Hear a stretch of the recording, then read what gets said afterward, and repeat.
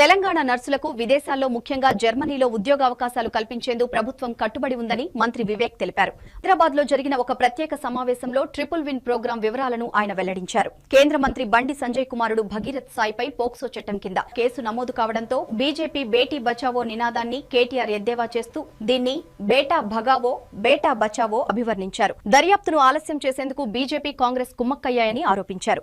మీ social media పోస్టులపై ప్రభుత్వం నిఘా, కొత్త హేట్ స్పీచ్ బిల్లుపై తెలంగాణలో రచ్చ మొదలైంది. 7 ఏళ్ల వరకు జైలు శిక్ష విధించే ఈ చట్టం ప్రజాస్వామ్యానికే ముప్పు అని విమర్శకులు అంటున్నారు. విద్వేషాన్ని అరికట్టడానికా లేక విమర్శలను అణచివేయడానికా అసెంబ్లీలో సెలెక్ట్ కమిటీకి వెళ్లిన ఈ బిల్లు ఇప్పుడు హాట్ టాపిక్ గా మారింది.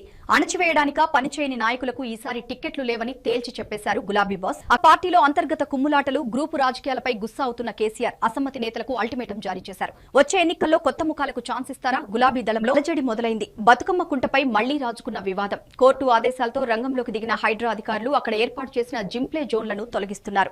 మరిన్ని అప్డేట్స్ కోసం మా ఛానల్ ని ఫాలో అవ్వండి.